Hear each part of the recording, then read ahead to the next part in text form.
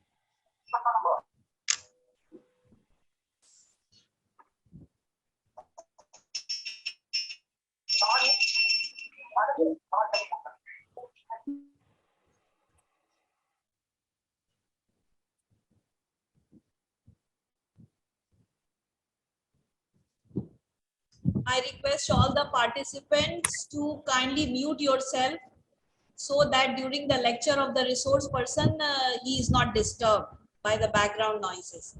Please mute yourself, all the participants, students, please.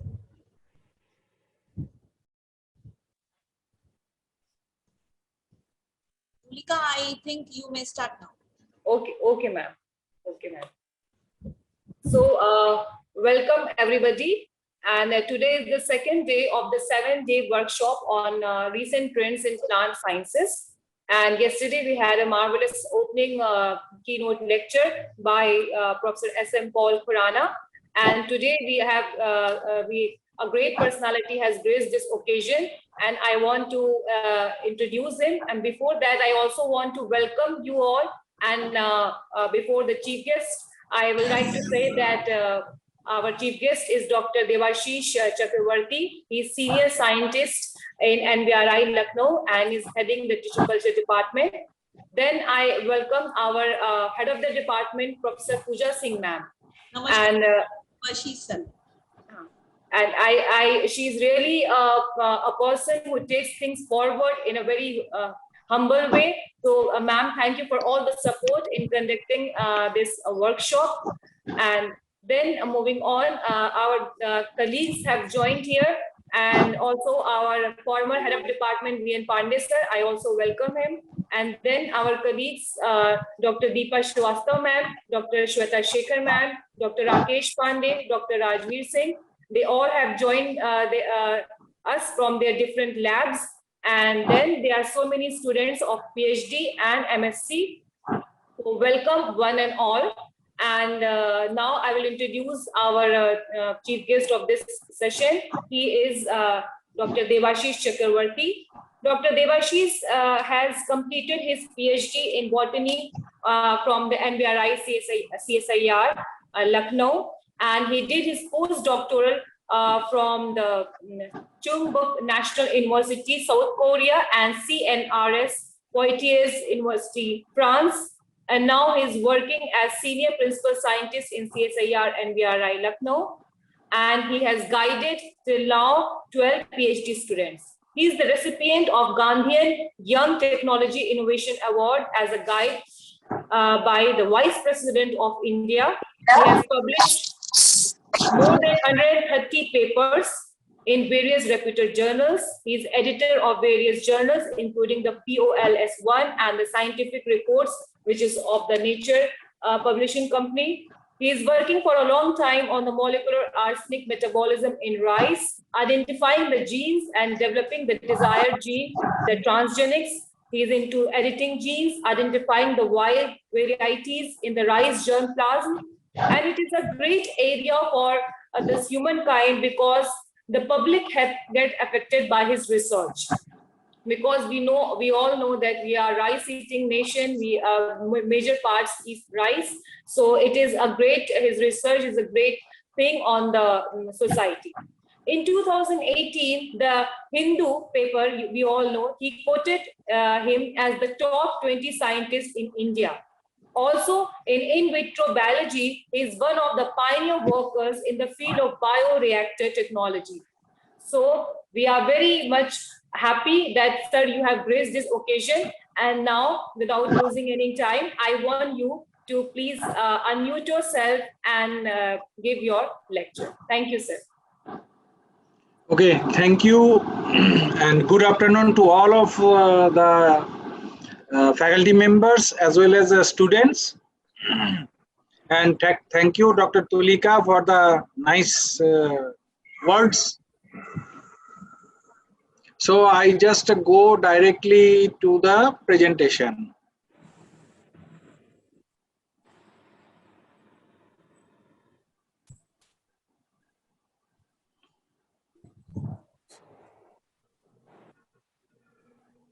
Is it visible in PowerPoint? Yes, sir. Yes, sir, it is visible. And my voice is okay? Yeah, yes. Okay. So today what I will discuss, I will discuss the plant biotechnology and its application. I will start very rudimentary way that what is a biotechnology and other thing, and then we go for the application part and how it can be applied in our daily life. And also last of my presentation will be what NBRI is doing, because I think it is very important to know that what NBRI actually is doing, the other people, not me, other people are doing. And lastly, I will discuss some of my slides that what I am doing. So I think that in that way, I think you can enjoy, because there are a lot of students are there. So directly going into research will be not a good idea. So I request everybody to mute yourself so that no background noise will be available. Okay, so if we come into the first slide, you can find that there is a person who is a very famous, Steve Jobs, who said, I think the biggest innovation of the 21st century will be at the intersection of biology and technology, and a new era is beginning. And I am sure with this last 1.5 years, we understand the importance of biology. We all are sitting at our home and waiting for vaccinate ourselves, and also waiting for when the institute will open for the students or ours also to start working. Not only that, there are a lot of populations are there who are not having their jobs. A lot of problems are there, and this is because of a small thing, COVID-19, and this is biology. So now the question is, what is biotechnology? Now the simplest definition of biotechnology is the applied biology. So in another way, you can say that the biotechnology is the use of biological process, organisms or systems to manufacture products intended to improve the quality of human life. This is very important. Those who are students, you should learn these things, that this is intended to improve the quality of human life. That means it is for the mankind. It's not like that. I mean, there are a lot of conspiracy theories coming right now that the coronavirus is actually a product from the Wuhan lab, virological lab. So this is not a biotechnology. If it is true, I don't know if it's true or not. There are some conspiracy theories coming out in the newspaper. So if it is true, then it is not a biotechnology, because it actually harmful for the human beings. So the products which is intended to improve the quality of human life, that is biotechnology. Yes, the Covishield is a biotechnology, product of a biotechnology, because it gives you the immunity. So in that way, you can define the definition of biotechnology. Now you can just divide biotechnology in two areas. That is one ancient biotechnologies and another was in the modern biotechnology. Now what is ancient biotechnology? Ancient biotechnologies are the biotechnologists who are the basically farmers and who are basically domesticated plants and animals using several techniques. And the modern biotechnology is nothing but nowadays biotechnology that manipulates genetic information of organism, genetic engineering, like that. So now we come to the earliest example of biotechnology. Now, if you consider earliest example, then earliest example maybe you can find is 10,000 years ago, when our ancestors started keeping plants as a reliable source of food. Rice, barley, wheat, but they're among the first domesticated plants. They used to domesticate them, those products. Also, they are domesticating sheep, goats, cows. These are the animals who are actually domesticated. Not only that, our ancestors also have the knowledge how to produce cheese, yogurt, dahi, bread, also make some alcoholic drinks. Even our lot of mythological books, for example, in Ramayana and Mahabharata, Somras is there. Somras is nothing but an alcoholic drink. So how you can make the alcohol if you don't have a knowledge of fermentation technology? So this type of technology already existed in the past. So the ancient biotechnology is the example of there. So now history of domestication started around 11,500 years ago in both areas. One is in the Fertile Crescent. Fertile Crescent is nothing but a delta, Nile Valley that is in Egypt, and Choga Golan that is in modern day Iran, where the wild barley, wheat, lentils are cultivated, and domesticated forms of wheat appeared about 9,800 BC.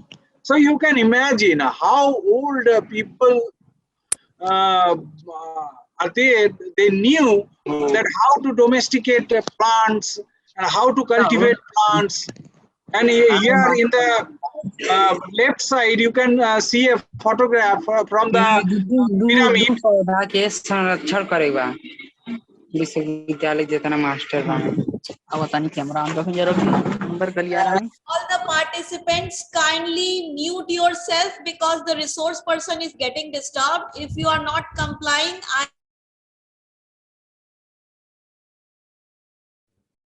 all the participants, please mute yourself and please don't disturb the resource person, please. Yes, sir. Please continue, sir. Yeah, thank you. So in my right, left hand side, you can see a photograph from a pyramid where you can find that they domesticated the animals and they use those animals for the cultivation purpose. So in in a pyramid in Egypt, 7,000, nearly 8,000 years ago, you can find that this kind of things are there. So they knew these things. And you will be very surprised to know that there are 7,000 years old jars of wine excavated in the Zagros mountain. Zagros mountains are basically in Iran, now on a display at the University of Pennsylvania. So you can understand that this type of fermentation technology was known by the people 1,000 years ago. So it's long before they knew. Fermentation technology in the biotechnology we used to read as a subject. But this subject is so old. That is very amazing. Now,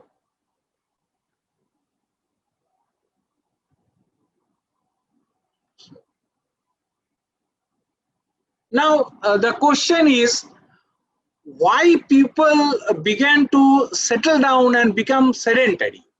Because in a civilization, for example, in case of Nile Delta civilization, or in the Iran, Chogagolan areas, the civilization, people used to settle down there. Now, why it is like that?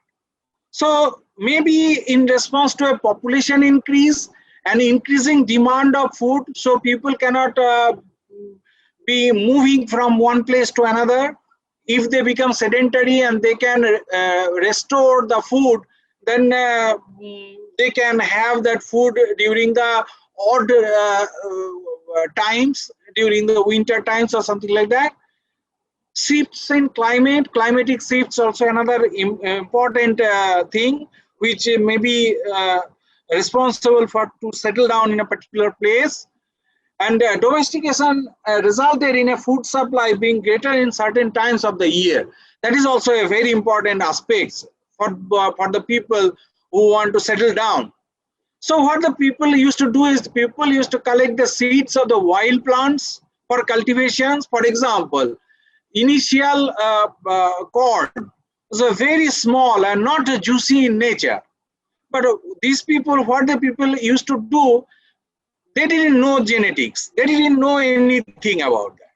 They used to cultivate those plants in a large area. And then they suddenly found that yes, among the population, there are some plants which is having a juicy kernel and a big kernel. So they choose those plants and then they cultivate those plants again. So for this type, you can see, I saw, this is the photograph that how corn is domesticated. This is the, initial one, and slowly it becomes juicy and long. So they didn't know genetics, they didn't know any other things, but with the basic idea, they cultivated and discovered the process. Now comes to the modern biotechnology. Now what is modern biotechnology? By the end of the 19th century, biotechnology was flourishing. Not only microorganisms being isolated and identified, but we know that Gregor Johann Mendel's work on genetics, especially the two theories, improves the breeding program, as well as the Pasteur, who discovered the pasteurization process, the microbial processes. That's also add on in the biotechnological process. 1943, the first direct evidence that DNA carries the genetic information appeared. In 1953, Watson and Crick produced their double helix model. And after that, there are safer technology developed, like restriction endonuclease, like polymerase chain reaction machine, how to do it. So with this, all the new technologies is coming. The modern biotechnology began with their discovery. And also during the 60s, the tissue culture was flourishing. And from in India, Bhojwani, Dr. Bhojwani was a pioneer, you can say the father of plant tissue culture. And slowly, the tissue culture is one of the technique which has been used for the modern biotech programs. So with this way, the modern biotechnology was started. Now, the question is why we need a modern biotechnology? The thing is that after Green Revolution, we just use almost all the gene pools. I mean, it's very difficult nowadays that you can have the rice with improved nutrition, because there is no options left, because we used all the gene pools. Now gene pools are becoming very limited. So genetic variation, what we need is actually not there in the particular plants. But in another plants or in another things, it is there. So we wanted to just take from there and incorporate into our existing germplasm. So that's why nature doesn't contain all the genetic variation that human desires. Now, what is the present scenario? In the present scenario, the farmland is decreasing because of the urbanization, because of the soil erosion or soil conditions is getting worse. So farmland is decreasing. Population is increasing at a very alarming rate, and you know that. In India, it is right now 137 crore people are there. It's very difficult to vaccinate all the people, so which is right now is very important to vaccinate every people. So the population is increasing at an alarming rate. Production is not increasing, it is stagnant. If you look at the different productions rate, you can see that the production is not increasing. It is getting stagnant. And several problems comes out in the recent days. Increased temperature, salinity, drought, biotic stress, all these are coming and our crops are getting damaged. And our crop is unable to cope up with these new stresses because they didn't face such before. That's why traditional breeding is unsuccessful. So now, if you, being a student, you know that the central dogma of the molecular biology, that is DNA first transcribes into RNA, RNA transcribes into protein, and that protein gives you the trait. This is the central dogma of molecular biology. And you should remember this. This is very important. So if you see the plant height, because the Mendel's, according to Mendel, the plant height may be tall or dwarf, or seed shape may be round or wrinkled. So which actually derives this type of trait? This type of traits is derived by DNA through RNA through protein. So if we can change some of this DNA, we can change a trait. So this is the fundamental basis of the modern biotechnology. Now, in traditional plant breeding, what we used to do is, for example, it is a desired gene. Take any desired gene. For example, salt tolerance. It is a salt tolerance gene that is present in a traditional donor, which is not used in a commercial variety. But we have a commercial variety that doesn't have that salt tolerance. So what we did, we cross it. And when we cross it, we find the F1 progeny, which is having this desired gene in the commercial variety. But the problem is, apart from this gene, there are several other genes are also incorporated into the commercial variety. And it takes a lot of time to backcross with the commercial variety to remove the other genes associated with that. So it takes a lot of time. And also you need a very good hand of crossing. So this was the traditional plant breeding which you used to we do during our Green Revolution. Now in plant biotechnology, what we did right now is we take the desired gene from here, we isolate that gene, and then it transfers to the commercial variety. And this commercial variety only having a desired gene, only desired gene is there. So this becomes a new variety with salt tolerance. So using plant biotechnology, a single gene may be added to the single strand and it becomes a new variety. Now, what is the first product of biotechnology? Basically in 1920s, it is already possible to isolate insulin from pancreas of pigs and cows. But some diabetic patient, they are allergic to the bovine origin of the insulin.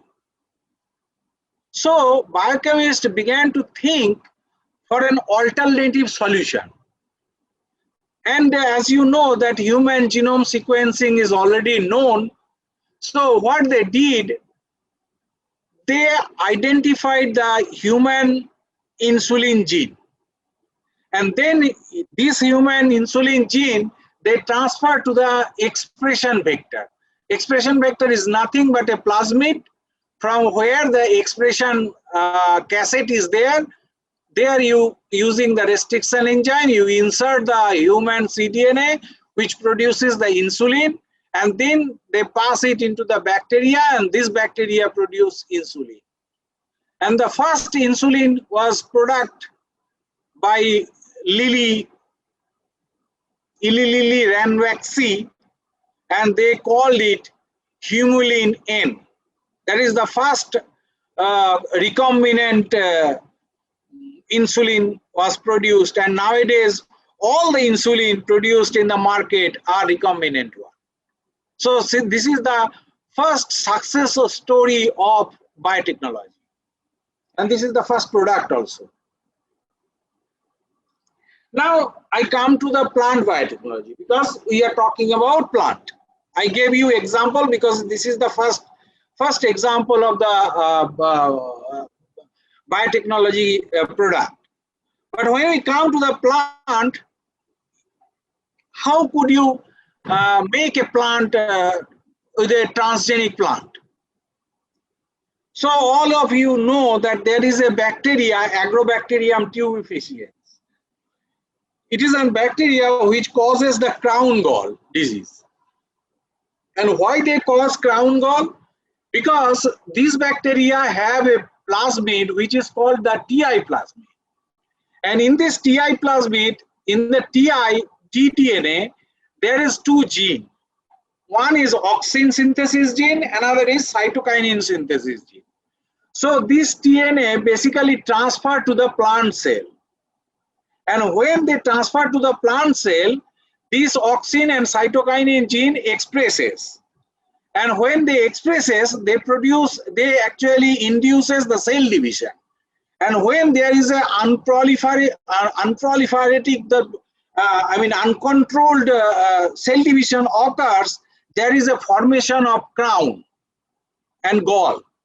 So we call it as a crown gall disease, because it's nothing but a type of cancer in the plant. So the now question is, if we remove the cytokinin and auxin gene from this tDNA, then this tDNA will go to the plant cell. Now, instead of cytokinin and auxin, we introduce a new gene and then transfer to the plant cell. Now here the tissue culture appears. If you have a very good regeneration system, then from this plant cell, this transformed plant cell, you can regenerate a plant. And this plant will have a plant with a new trait.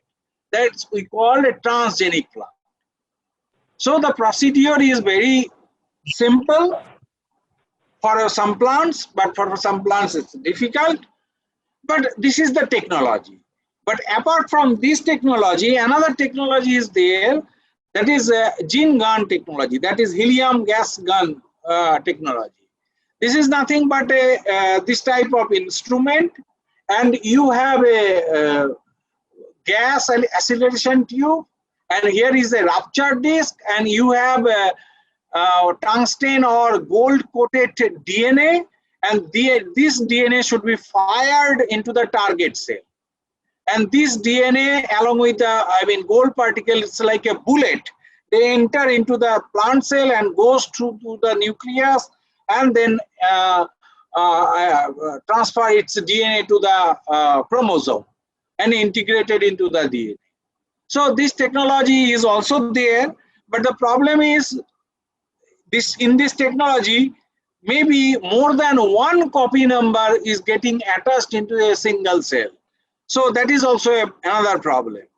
And from these cells, if you can regenerate the plant in vitro, you will get the plants with the transgenic traits. Now, in the all over the world, you can find that the purple regions are the places where the transgenic plants are cultivated. In India, only cotton transgenics is allowed, not other. But in other countries, all other countries, there is a, they allowed the transgenic technology. Now I will tell you some story.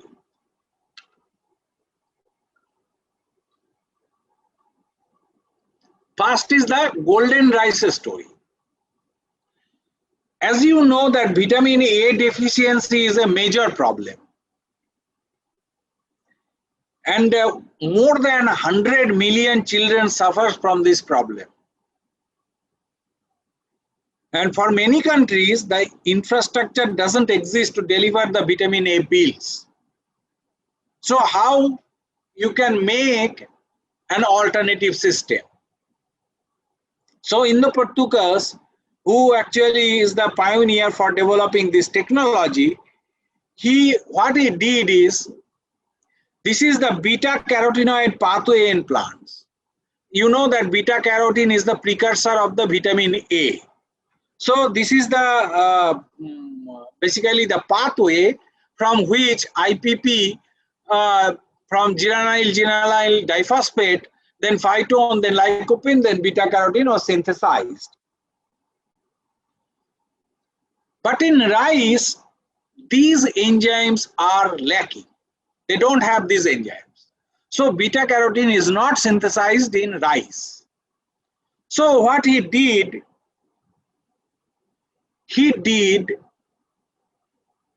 a daffodil gene, there is a phytoin synthase isolated from a daffodil, inserted into the rice. A single bacterial genes which perform the both enzyme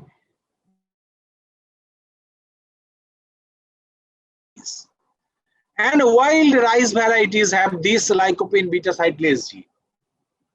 So he made this pathway complete in the rice. So when this pathway is complete and functional, the rice is producing beta carotene into their seeds. So the golden rice has been synthesized. And now golden rice is now cultivated in Bangladesh, Philippines, and in other countries.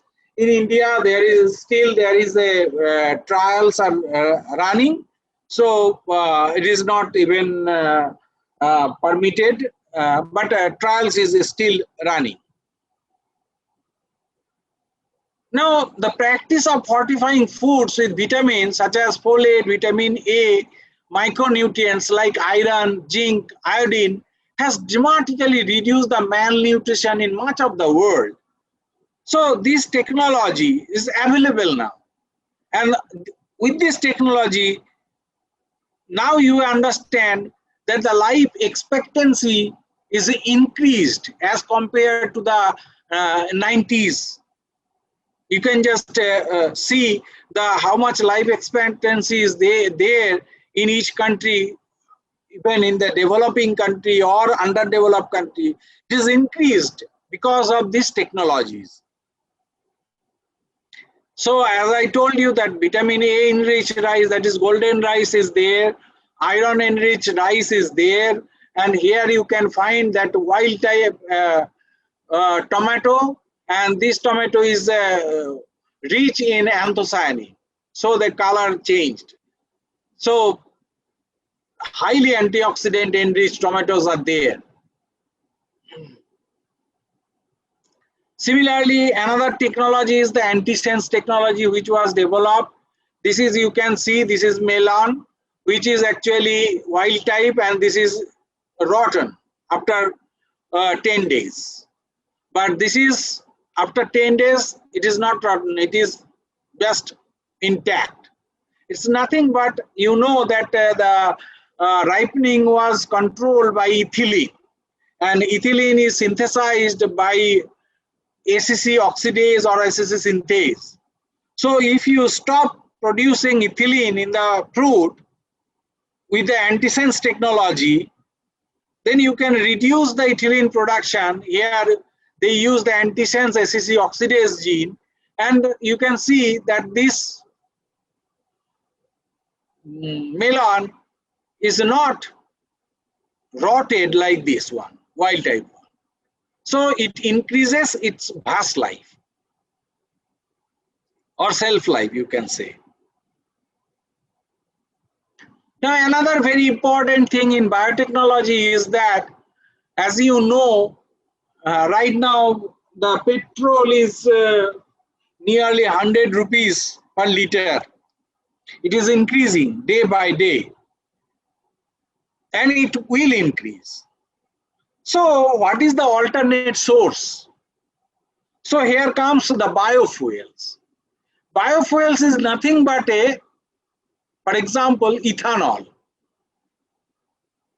In plants are rich source of starch, glucose, xylose, and other sugars.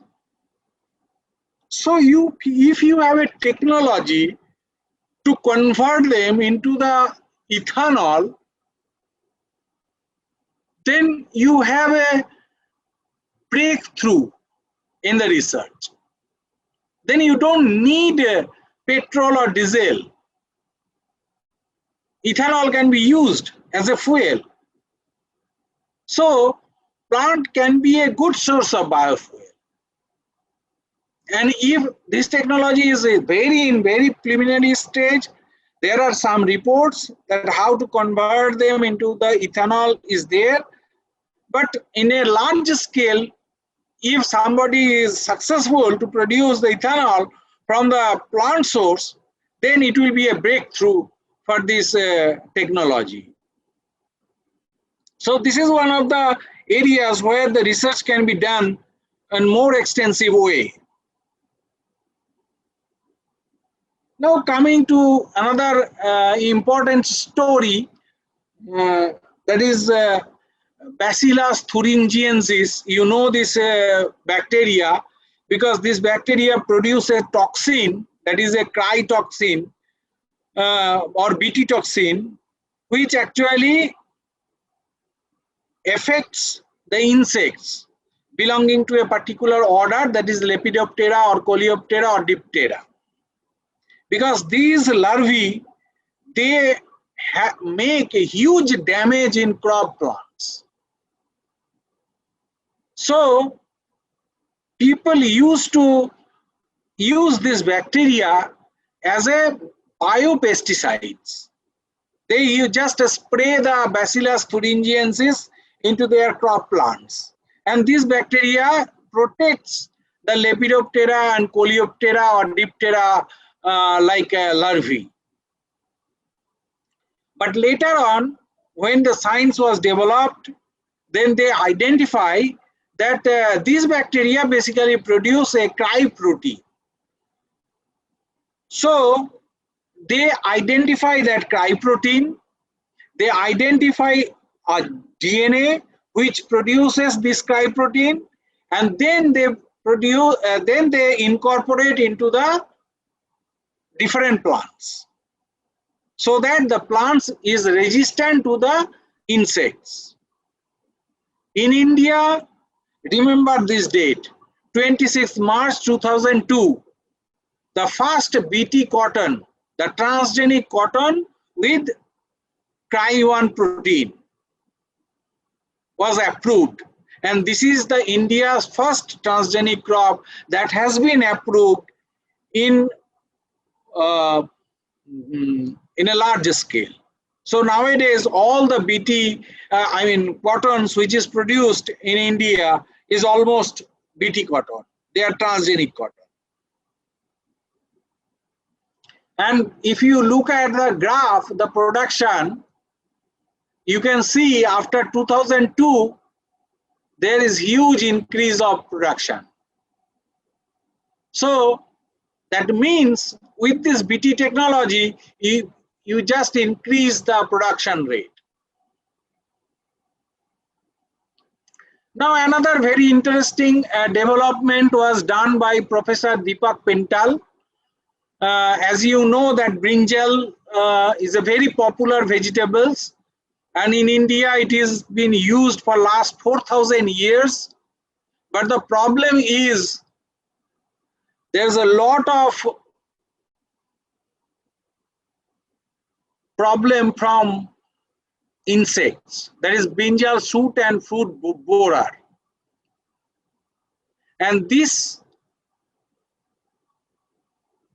larvae or insects damage almost 60 to 70% of the crops, even after multiple insecticide spray. As you can see, this damage. This is that all damaged fruit. This damaged fruit. Here the shoot damage, and here the fruit damage. So this, they damaged extensively. So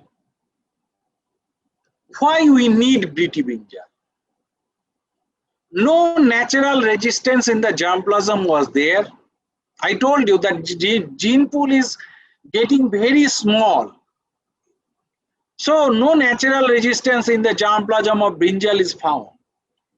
Limited success with traditional management studies and huge use of pesticides results in development of resistance in insects and also harmful effects on environment and health of the farmer and consumers. But Bt brinjal has the potential to produce economic and health benefits. So Bt brinjal is nothing but a genetically improved brinjal developed by inserting Cry1AC gene, that is Bt toxin gene, in the brinjal genome. And this gene gives resistance against the Lepidoptera and insects like brinjal fruit and shoot borer. And when you just compare, this is non-Bt and this is Bt, the insect cannot infect. And if you look at the non-Bt brinjal and this is Bt brinjal, you can see the difference, and how actually it improves the resistance. And this Bt toxin is have no toxic impact in higher animals, in human particularly, because in our stomach we have acidic pH, very low pH, 1.5, and absence of required receptors. The receptors is absent for the Bt toxin. So it is not at all harmful. When it goes into our stomach, it immediately degrades. So Bt is very safe for non-target organism in human. And this slide I just put intentionally to show you that because there are so many questions coming out from the audience, because how you can say that transgenic technology is safe? Because when you wanted to make a transgenic technology, you have to go through several procedures. Once you develop a transgenic plants, it has to go through the IBSC, then RCGM, then review committee meeting, and it takes around, it is in the brinjal case, they developed it in 2000 to 2002, and it approves 2008 and 2009. In India, it is still under consideration because Supreme Court is still having some reservation, but in Bangladesh, it is cultivating right now. So it takes around 6 or 8 years to analyze whether this technology is safe or not. So there is the procedure which makes you feel that yes, this technology is safe. It is not like that. You develop a transgenic plant and directly put it into the field and then you start eating. No, it is not like that. It takes time. It takes several organizations, several steps to confirm that your technology is safe. So this you need to understand first. Now the second part of my talk, that what we are doing at CSIR NBRI. Now this is our website. You can go through the website and you can find that we are working in different aspects: plant diversity, systematics, herbarium, pharmacognosy, phytochemistry and product development, plant ecology, environmental technology, molecular biology and biotechnology, where actually I am working, plant genetic resource and improvement. And we have a very beautiful botanic garden. As you can see here, this is Wallacea. This is the only plant that is present in our garden in India. There is no other plants in India. So this is Wallacea, and this is cactus, so big cactus, you can very beautifully preserved here. So I invite all of you, once you come to visit our garden, you can see plenty of very important plants and endangered plants and important economical plants also. So now in NBRI, I just briefly outline what the major work we are working in biotechnology and molecular biology division. That white fly menace in India, North India, 2015, you remember in the newspaper, white fly actually destroyed Punjab cotton, and so many farmers commit suicide. So basically this white fly is a kind of fly. They lay eggs on the bottom surface, lower surface of the leaf, and pesticides never reached on the lower surface of the leaf, and the eggs are also very resistant, and soon the eggs hatched and the population comes out and they destroy the whole plants. So what they did here in NBRI, they discovered ferns, because the ferns, they are very resistant to this white fly. So from the ferns, they identify one protein, actually not one protein, 5 protein, they are resistant against this white fly. And when they identify these genes, they put it into the cotton.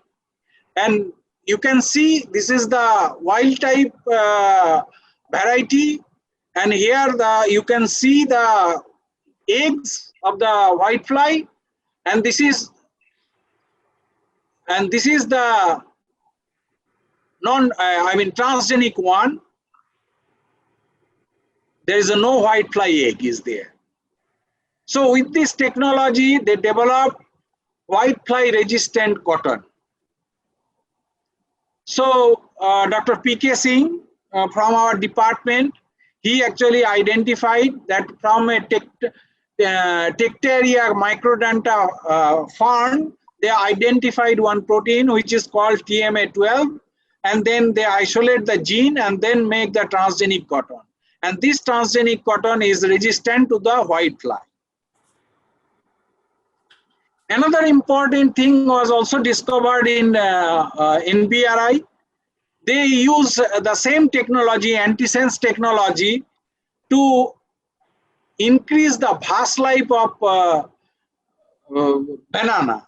As you can see here, that after certain times at your home, you can notice that the banana becomes this type of color. And we cannot eat these bananas, we just throw it away. But with this antisense technology to block the ethylene synthesis, we can, after 9 days, when the control banana is like this, the transgenic banana is fantastic. looking fantastic. So this technology is with us. We are looking for this technology to be in the market. But in India, the transgenic technology is having a little problem. But I hope soon people will adopt this technology, because the public perceptions is getting changed right now. So I hope in near future that perception will change. Another important is the increase the vast life of tomato. Using the same antisense technology to reduce the ethylene production, we can increase. This is 19 days tomato, and this is 31 days tomato. You can see the difference. So you can increase the shelf life. So that is also another important aspects. Another important aspects we are working is that in drought. As you know, that drought is a very common problem in northern India, or not northern India, even in the southern India also. Because of the climate change, because of the destroying the forests, we are just making things very difficult for us. Water level is decreasing, so it's very difficult for cope up with the drought stress. As you can see that the red zones are severely water scarcity is there around the world. So in our group, in this group of our division, they identified one gene, that is a CAMTA gene. When they overexpress in the cotton, this is the control plant and this is the transgenic plant, and you can see the difference that the root architecture is changed, because if the root is robust, the plant will be resistant to the drought stress. So here they increase the root system architecture. So changing the root system architecture, they make the plant resistant to in case they tested it in tobacco, they tested in the cotton also. So cotton becomes a very resistant to drought stress. My lab is also working in the drought stress, but in rice. And we also identified one gene, that is a rice dehydrin gene. And when we just overexpress it, and you can see this overexpressed line is growing very well as compared to the wild type. And when we see the root system architecture, the root is getting very long. And also the architecture is also changed. So in this way, we just developed plants with drought tolerant rice. And apart from that, my own area of work is that arsenic. Because arsenic is a huge problem in India, particularly in northeast region and also in the UP region also, because Balia, Lakhimpur Kheri, these areas are totally contaminated with arsenic. So we try to develop the low grain arsenic in our lab. But to give you a very brief introduction, that arsenic is not a new world problem. As you can see that in Chile, the pre-Columbian Chilean mummies, they have huge amount of, this is the mummy, and they have huge amount of arsenic in their bodies. This indicate that this population is actually dies because of the arsenic poisoning. So it is not a new world problem, it is an old world problem.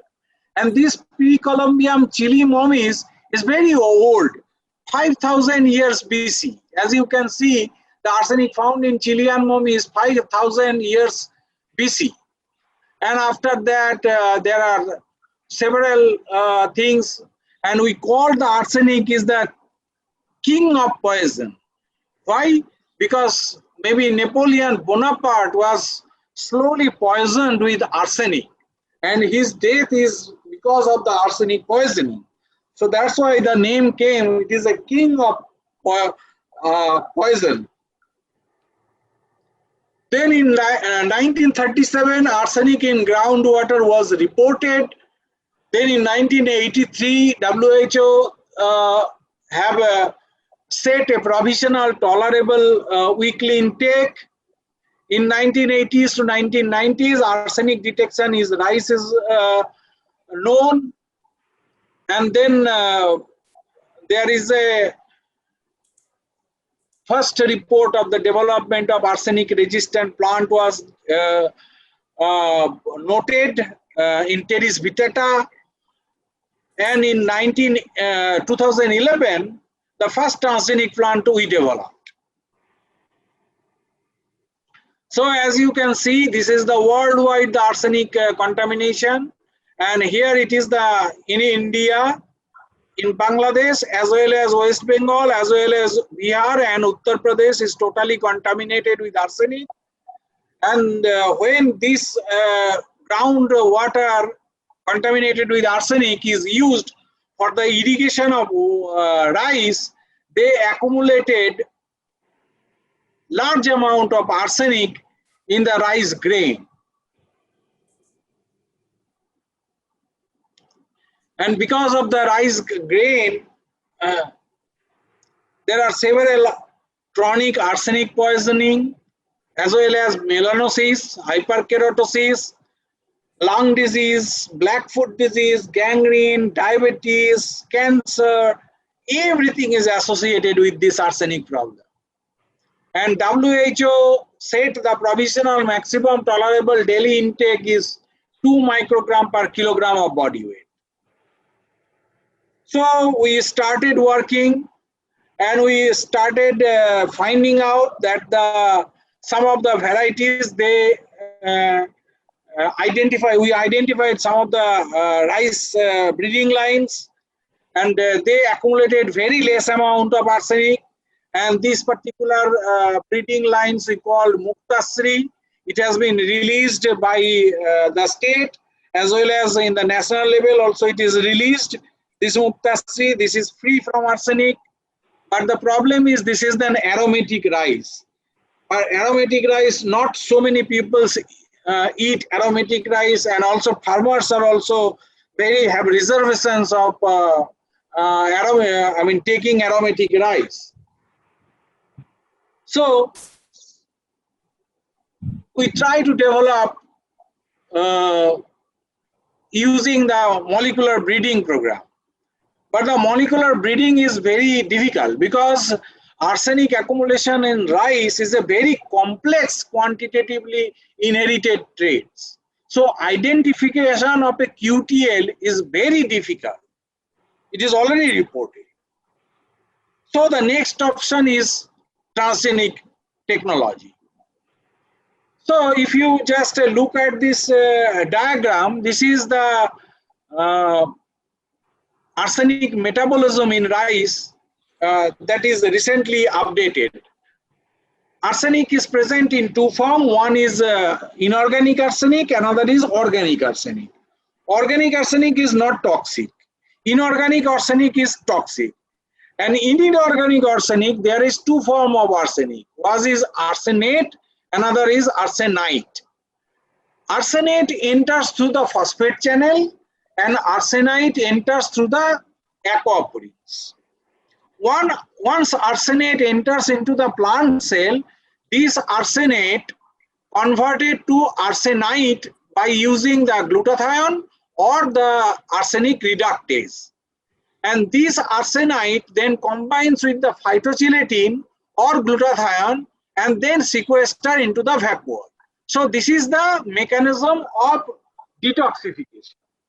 But in some cases, they using the other transporters, for example, NRMPs or NIPs, they enters into the xylem and slowly they enters into the grain and deposited into the endosperm. So this is by some unknown mechanism. So there is a problem. So if you wanted to identify QTL, you must end up with the phosphate transporter or aquaglyceroproteins. So that is a bigger problem. That it is not related to the, because phosphate transporter is also transporting phosphate. So QTLs with the phosphate transporter will not be in use in the molecular breeding program. So if we use the transgenic approach, what can be done? So we can do one thing, we can sequester the arsenic into the vacuole so that they cannot go into the xylem or other places. We can efflux out the arsenic outside the cell. This is one technology we can do. Another one is that we can give a protective layer so that arsenic cannot enter into through this protective layer. Or the third one, we can just convert the inorganic arsenic into the organic one. I told you that organic arsenic is not toxic. So if you just convert it from inorganic to the organic one, you can just have safe rice. So this is the technology we first use for the sequestration.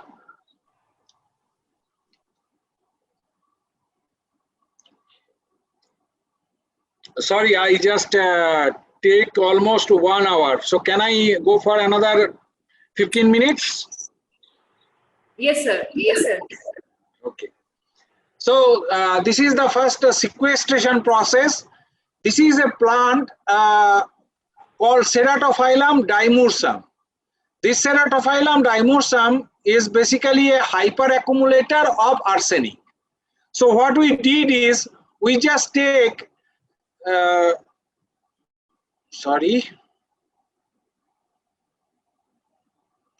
we just take the identify the phytogelatin synthase from this plant, and then we make the transgenic rice plant expressing this phytogelatin synthase, and you can find that phytogelatin is increased in the transgenic rice. And this is the micro XRF map. If you cut the sections of the rice seed and using that some technology, you can identify the arsenic content in their endosperm. And here, this is the non-transgenic and this is the transgenic. And you can find this is the arsenic is very high and arsenic is very low. And also you can find that in grain, the arsenic is reduced almost 50%. But the problem is arsenic is reduced in grain but increased in the shoot, because in the shoot they are sequestered into the vacuole. And here another problem is the rice shoot is used as a fodder. So again it's a problem because you are giving the fodder of arsenic rich food. So this technology is not very useful unless you can restrict the arsenic into the root. So using the root specific promoter, we are doing this experiment again. Now another important gene we discovered, that is glutaredoxin. And when we knock down this glutaredoxin in rice and overexpress the glutaredoxin, then we find that knockdown plants under arsenic stress is sensitive, but the overexpression line is very tolerant. And when we just see the arsenic accumulation, we find that knockdown plants accumulated higher amount of arsenic, but the overexpression line accumulate lower amount of arsenic. That means they somehow efflux out the arsenic from their cells. So here you can see that this plant overexpression lines, the panicle is very good in condition, but when we give the arsenic treatment, the panicles is very small and low production. And also the rice, this content huge amount of arsenic in their grains as compared to the transgenic one. Now, what happened here? In these transgenic lines, basically what happens when we overexpress this gene, these gene actually increase the production of LSI1, that is an aquaporin gene, and decrease the NIP 3.1 transporter. So what is the role of LSI1? LSI1 takes the arsenic into the root cell, and NIP 3.1 is taking the arsenic to the xylem. So when we overexpress the gene, we just stop the plant to go arsenic into the xylem. So it restricted into the root cell. So if you look at this picture, you can see that in the root, the level of arsenic is quite higher, but in shoot or seed, the level of arsenic is very reduced. So in this way, we just reduce the arsenic in the seed.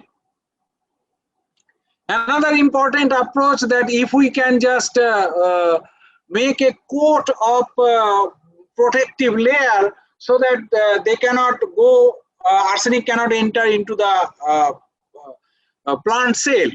So we identified one class 3 peroxidase gene, and this class 3 peroxidase gene, when we fused with the yellow fluorescent protein, we find that this gene present in the cell membrane or the apoplast region. That means this gene is actually present in the apoplast region. When we overexpress this gene in the Arabidopsis, what we find that upon arsenic treatment, this plant is getting resistant. And this is because this peroxidase gene produce a lot of lignin. So the roots are having a lot of lignins as a protective layer. So the arsenic cannot enter through this lignin layer into the cells. So the arsenic level is reduced in the model plant Arabidopsis. So this is a good technology. Now this technology we wanted to transfer it in rice. And this is the another technology which I said that is very important, because if we convert the inorganic arsenic into the organic arsenic, then you can reduce the toxic effect. And here in this case, we identify one arsenic methyl transferase from a Ascomycetes fungi. And this gene, when we overexpress in Arabidopsis, we find that yes, there is a reduction of arsenic in their plant. We transfer it into rice. And what we find, we do the pot experiment, and we find that non-transgenic plants, when exposed with arsenic, they grow like this. And these transgenic plants grow like this. So you can find the difference between the two plants. And if you find the difference between the panicle production, you also find the difference. And here you can find that the seeds contains very less amount of arsenic. Why? Because most of the arsenic converted into the organic one.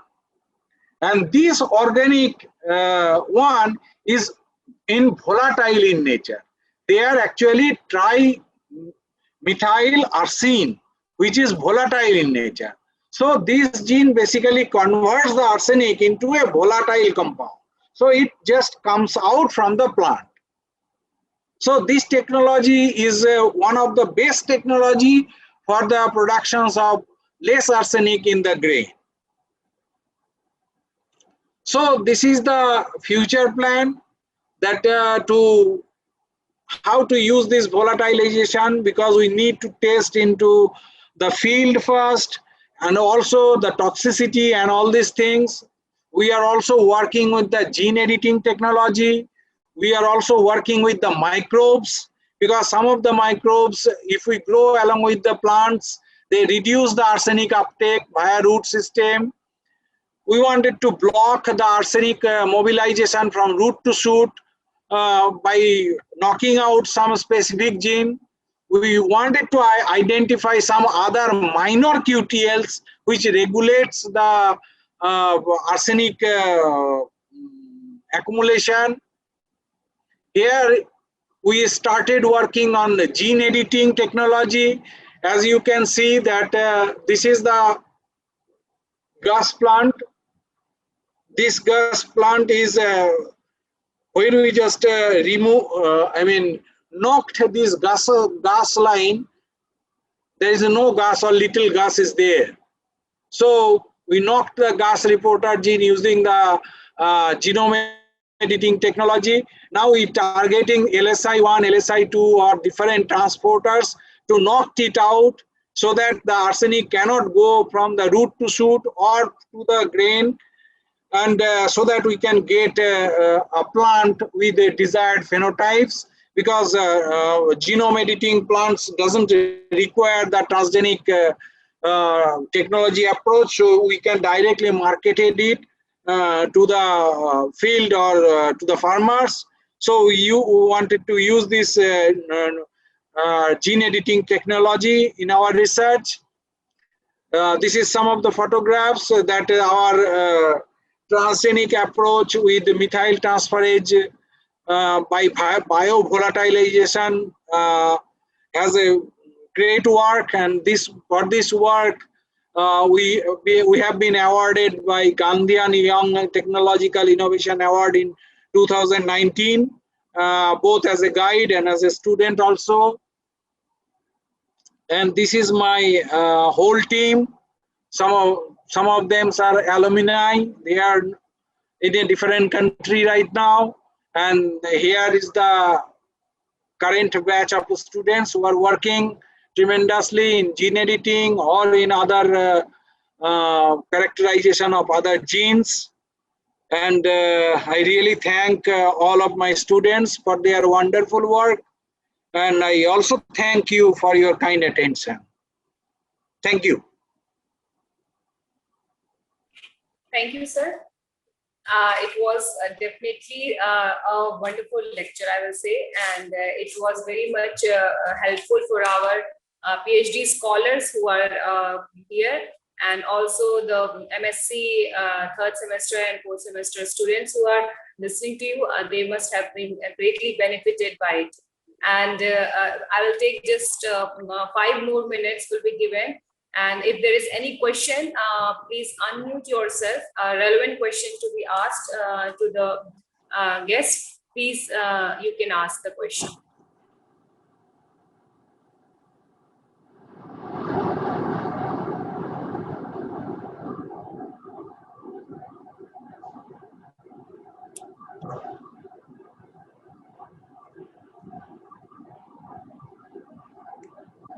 So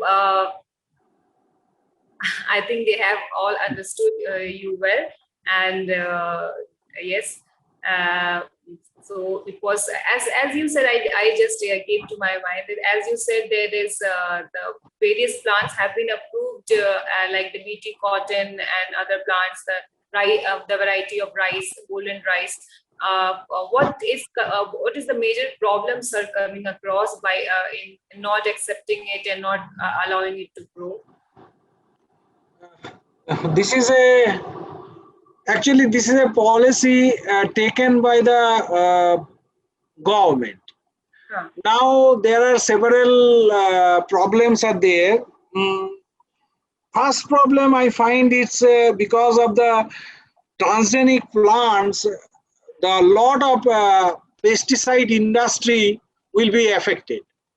So pesticide industry will not want that the transgenic plants will prevail, because they will be in a huge loss. So you understand that is a political game is playing there. So that is there, but people should understand that pesticides is not good for your health, because if you go to the market and have a very good brinjal, bring it to your home, I'm sure that is having a pesticides inside. It is better to have the brinjal which is having a board, which is affected basically, because at least you are that brinjal is not given the pesticide treatment. Yes, sir. So I think that government should take, and also there is a need to educate people that transgenic is not harmful, because people have a strong mind that maybe the transgenic plant will actually is a very harmful for the health or for the environment or something like that. But it Yes, is sir, not like that. So you are- one should understand that. So educate people that no, it is not harmful. It is useful technology. So adopt it. So that's sir, I that's think my you have answered the question. And it is a big industry of pesticide, we all know, and they increase the shelf life so much later on, and initially also when I have gone to Punjab and different farm area, and I've seen how much pesticide is there, even taking the topsoil and even the horizon soil, the pesticide is percolating there. So it must be a big industry, and they must have some hindrances. And I want to thank on my behalf, and later on I'll give it to I have Deepa also ma'am. one question, Tulika. Please let me ask you. Yes, ma'am. Please ask question. Sir, you have taken CRISPR technology, this CRISPR-Cas. Are you utilizing this in your lab because it is the latest technology? Are you utilizing it in plant breeding or tissue culture approach? I mean, tissue culture is must. You know, tissue culture is a must for any technology to incorporate. Yes, we are developing this technology in our lab, and we developed already. We now have our CRISPR lines, I mean, gene edited lines already that has been developed, and we have lines. I could not show you the results because this is very, I think it is a little bit early to show. So that's why I just give you an idea that yes, we started, but already we have the CRISPR lines. Sir, CRISPR line is utilized for virus-free plant, and you are utilizing it for molecular breeding. Yes. Not We for are just line. no. We are just targeting some transporters. We are just knock it down. Okay, sir. Thank you, sir. Okay. So I mean, students, if you have questions, then must be you can ask me through my email or something like that. So no problem. I am not a very that kind of guy who cannot who will eat you up. Don't think like that. You can ask any questions, no problem, because asking questions will actually increase your knowledge. I mean, maybe no, maybe I cannot answer all the questions, but I can try. So thank you, sir. And I am definitely know that students want to ask, but they will ask. Once you have said, they can ask through the email. And for my behalf, and you're also co-guide with me with my two students, Archana and Pallavi. And thank you for accepting that. They are working also. Yes, sir. So now my colleague also, Deepa ma'am is here to express the vote of thanks. Please, ma'am. Thank you, Tulika. Good afternoon to everyone. I am Dr. Deepa Srivastava, and I am feeling honored to get this opportunity to give vote of thanks to today's event of 7-day workshop. Certainly today's lecture was very meaningful and fruitful, and we have got some recent knowledge about plant biotechnology and its application. Now it is the time to convey our gratitude to all who have extended their support to make this event successful. We would like to express our deep sense of gratitude to our Vice Chancellor, Professor Rajesh Singh, for his blessings. We most humbly thank our Dean, Science, Professor Shantanu Rastogi, and Senior most professor, Professor B.N. Pandey, for his presence itself is a motivation for us. We are thankful to Professor Pooja Singh, HOD, Department of Botany, for providing his support and making this event possible. We extend our thanks to Professor A.K. Dwivedi for providing his wholehearted support in this workshop.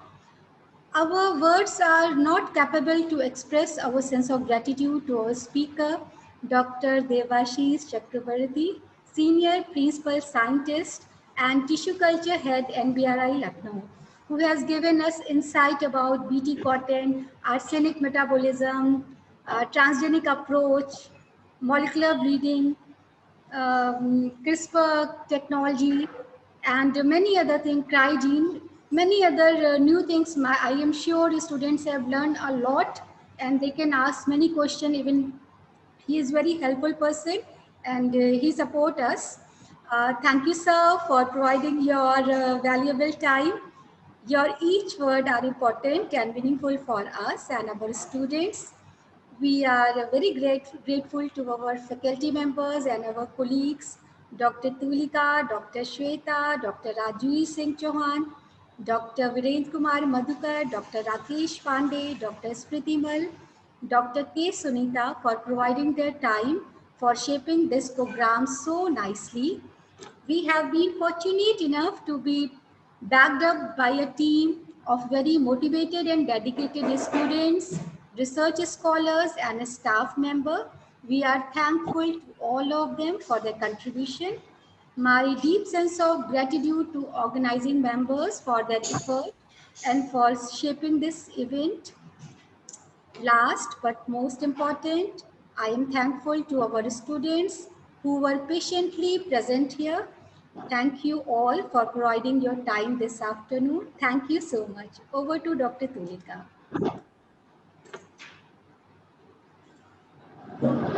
Thank you. Thank you, ma'am. And with this, I will again thanks the students and end this lecture. Thank you, sir, for coming here. Thank you. Thank you. It's my honor. Thank you very much. Thank you, sir. Thank you, Have a sir. nice day. Thank you all. Now we end this meeting. Okay. Thank you so much.